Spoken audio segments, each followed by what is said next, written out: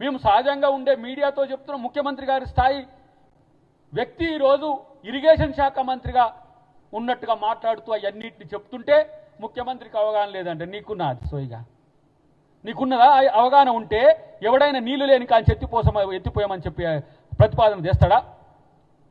అసెంబ్లీలో ఈ చర్చకు సిద్ధం అని అంటే ఇప్పటి నుంచే ఆ సవాలు చేసుకుందాం. ఎన్ని రోజులు కావాలి మీకు సమయం? ఎంత సమయం ఇస్తే అసెంబ్లీలో ఎప్పుడు పెడితే మీ మామ వస్తాడో, ఎప్పుడు పెడితే మీరు అందరు వస్తారు, అందరికి ఇస్తాం. ప్రాజెక్టులు కాదు, ఆ రోజు క్యాబినెట్లో పనిచేసిన వాళ్ళని అవసరమైతే పిలిపించైనా సరే టెక్నికల్ ఎక్స్పర్ట్స్ని తీసుకొచ్చిన అధికారం బదలాయించడానికి కూడా 90C కింద అవకాశం ఉంది. ఒక ప్రత్యేక పరిస్థితిలో ముఖ్యమంత్రి గారు తన విచక్షణ అధికారాన్ని ఉపయోగించి ఒక స్పెషల్ టాస్క్ కొరకు అసెంబ్లీ పర్మిషన్ ఇవ్వచ్చు. దానికి కేసీఆర్ ఒప్పుకుంటాడా? ఫస్ట్ అది అడగండి. కేసీఆర్ దానికి సిద్ధం ఉండా చెప్పండి.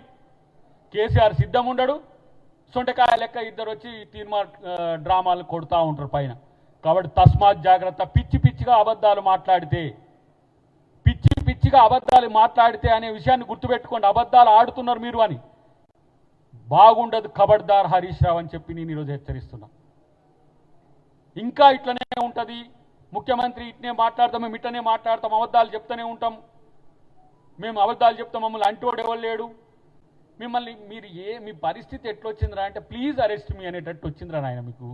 ప్లీజ్ అరెస్ట్ మీ. ఏదో బ్రహ్మానందం ఏదో సినిమాలు అంటుంటాడు కదా, కిక్ మీ అంటాడు చూడు, నన్ను కొట్టు అని. మిమ్మల్ని కొట్టాడు, మిమ్మల్ని అరెస్ట్ చేయడు. చట్ట ప్రకారం శాఖ లేదంటే ఇతరాత్ర ఏజెన్సీస్ నుంచి కనుక వచ్చినప్పుడు ఆలోచిస్తాడు. నాకు ఈ ఆలోచన ఎందుకు వస్తుందంటే ఇంత దొంగలు వచ్చి బయటికి మాట్లాడుతుంటే స్వేచ్ఛగా తిరుగుకుంటా ముఖ్యమంత్రి మీద, ప్రభుత్వం మీద, రాజ్యాంగ వ్యవస్థల మీద కూడా ఇష్టం వచ్చినట్టు మాట్లాడుకుంటూ ఇదేదో పెద్ద ఇల్లేదు.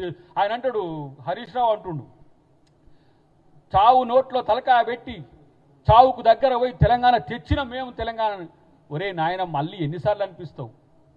పద్మారెడ్డి గారి గురించి గుర్తు చేసినావు కదా, జైపాల్ రెడ్డి గారి గురించి గుర్తు చేస్తా. ఈయన్నే ఆయన నేషనల్ స్పోక్స్ పర్సన్గా ఉండే అప్పుడు కేసీఆర్ది దొంగ దీక్ష అని చెప్పింది, చేసింది, రికార్డ్స్తో సహా ఉన్నది కదా.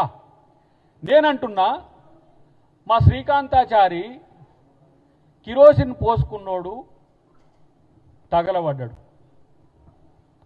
నువ్వు కిరోసిన్ పోసుకున్నావు కదా, మరి నువ్వెందుకు కాలే?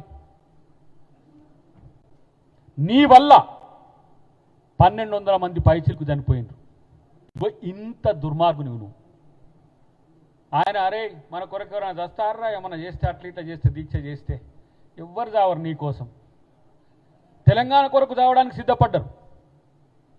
కానీ నీ మామ దీక్ష రోజు నువ్వు చేసిన ఆ కిరోసిన్ ఏదైతే డ్రామా ఉందో దానివల్ల మీరు ఎంత 610 మందికి ఇచ్చారు. అమరవీరుల కమిటీలో మెంబర్గా ఉన్నా కదా, నాయన నరసింహారెడ్డి కమిటీ ద్వారా 610 మందికి ఇచ్చిండ్రు. ఇంకా 1400 మంది లెక్క ఉన్నది దాంట్లో, అంటే 700 పైసలకి ఇంకా ఉన్నారు.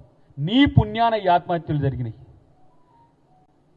మళ్ళా ఒకడు అంటాడు, కాంగ్రెస్ పార్టీ అమరవీరులను చేసింది, ఆ అమరవీరులను వాళ్ళే రక్షించాలండి. ఇగో కేటీఆర్ మీ బావ వల్ల అమరవీరులు అయింది. సజావుగా సాగుతున్న ఉద్యమంలో మీ స్వార్థం కోసం, మీ రాజకీయ అస్తిత్వం కోసం, మీకు అధికారం తెచ్చుకోవడం కోసం ఇలా మీరు నిజాయితీగా ఉద్యమం చేస్తానని చెప్పుకుంటున్నారా? ఇలా Subscribe us and press the bell icon for more interesting updates.